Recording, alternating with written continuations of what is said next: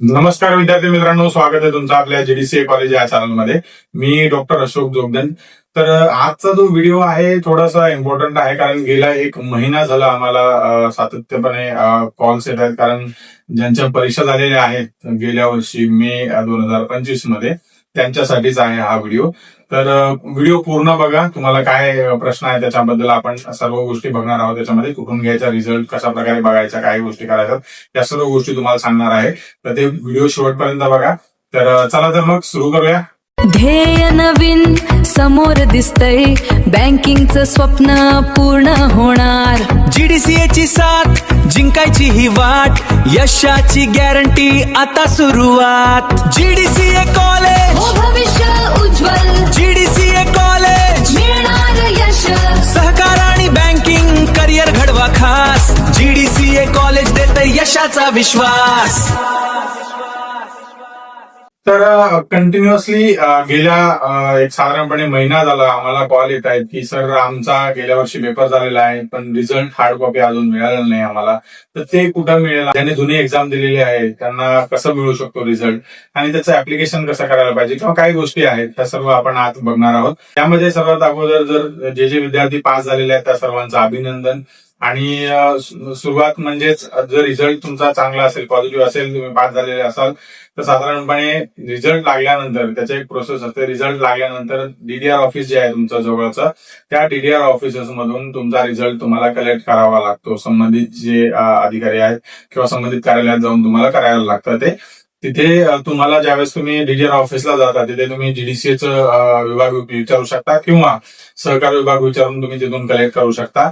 जर तिथं आलेलं असेल तर एका महिन्यात ते घेऊन जावं लागतं रिझल्ट लागल्यानंतर. समजा रिझल्ट आता 15 डिसेंबरला लागला साधारणपणे, तर एक 15 जानेवारीच्या नंतर किंवा जानेवारी एंडच्या आसपास तुम्हाला तो घेऊन जावा लागतो रिझल्ट. जर नाही मिळाला तर त्यामध्ये दुसरा एक पर्याय आहे. कारण कसं असतं की तुम्ही ते विसरता, कारण प्रत्येकाला वाटतं की रिझल्ट घरी येईल, आपल्याला पोस्टाने येईल. म्हणजे जर आता तुम्ही रिझल्ट पास झालाय नापास झालाय हे तुम्हाला कसं कळेल, की तुमचा जो लॉग इन आयडी आणि पासवर्ड असेल तुमचा, त्यात लॉग इन चेक करून तुमचा रिझल्ट चेक करू शकता. किंवा सहकार आयुक्ताची वेबसाईट आहे, तुम्ही थोडंसं स्क्रोल डाऊन केलं की तिथे जीडीसीए विभाग किंवा जीडीसीए मंडळ असं लिहिलेलं असतं, त्यावरती क्लिक करायचं. त्यावरती क्लिक केल्यानंतर तिथे तुम्ही थोडासा जो त्याचा डॅशबोर्ड ओपन होईल. डॅशबोर्ड ओपन झालं की मागील वर्षाचे रिझल्ट आहेत ते तुम्हाला सुरुवातीलाच वरती निकाल या टॅब मध्ये दिसतील, किंवा ते थोडं स्क्रोल डाऊन केले खालीच असतं ते. तर ते स्क्रोल डाऊन केल्यानंतर तिथे तुम्ही चेक करा तुमचा मागील वर्षाचा निकाल तिथे ऑलरेडी असतो, किंवा जर ज्या लोकांनी फेरमोजणीसाठी टाकलेले आहेत निकाल तर त्यांचे सुद्धा निकाल तिथे अवेलेबल असतात. सो त्यामुळे ही महत्वाची गोष्ट आहे. तिथून चेक करू शकता तुमचा निकाल पास आहात, फेल आहात, काय आहे. तर पास आहात तर जसं मी सांगितलं तसं तुम्हाला तुमच्या जे जवळचे डीडीआर ऑफिसेस आहेत तिथे जाऊन तुम्हाला ते बघावं लागेल, करावं लागेल. आणि तिथे जाऊन तुम्हाला जे रिझल्ट आहे तुमचा तो डीडीआर ऑफिस मधून कलेक्ट करायचा. साधारणपणे रिझल्ट लागल्यानंतर एक महिन्याच्या 15 डिसेंबर पासून ते 15 जानेवारी किंवा जानेवारी एंड पर्यंत तुम्हाला तो घेऊन जायचा असतो. जर ज्यांना कोणाला नाही मिळाला त्यांनी जे काही जवळचे डीडीआर ऑफिसेस आहेत, समजा आता जवळपास तुम्ही एक 16 डीडीआर ऑफिसेस आहेत पूर्ण महाराष्ट्रामध्ये, तिथून तुम्हाला कलेक्ट करावं लागेल. ज्यामध्ये अहमदनगर म्हणजेच आपलं अहिल्यानगर, पूर्वीचं नाव त्याचं अहमदनगर होतं, तर अहिल्यानगर हे एक आहे. त्यानंतर दुसरं आहे अकोला, अमरावती आहे, त्यानंतर छत्रपती संभाजीनगर आहे, त्यानंतर चंद्रपूर आहे, त्यानंतर जळगाव आहे, कोल्हापूर आहे, लातूर आहे, मुंबई, ठाणे, पुणे आहे, नागपूर आहे, नाशिक आहे, सांगली, सातारा, सोलापूर आणि ठाणे. या पद्धतीमध्ये जवळजवळ 16 हे डीडीआर केंद्र आहेत. तर याचे पत्ता जो आहे तो ऑलरेडी सहकार आयुक्ताची जी वेबसाईट आहे त्याच्यावरती दिलेला आहे. तर तुम्ही तिथेही तो जाऊन चेक करू शकता. तुमचं समजा तुम्ही अहिल्यानगरमध्ये असाल राहणार आहे, तर तिथं जर त्या सेंटरला एक्झाम दिली असेल तर अहिल्यानगरच्या डीडीआर ऑफिसला तुम्हाला संपर्क साधावा लागेल. म्हणजे थोडक्यात मराठीमध्ये काय, जिल्हा उपनिबंधक कार्यालय, ठीक आहे, सहकारी संस्थेचं. तर तिथे जाऊन तुम्हाला, ते अहिल्यानगरमध्ये आहे, अहिल्यानगरच्या मध्यवर्ती सहकारी बँक जे आहे त्या इमारतीच्या तिथे आहे.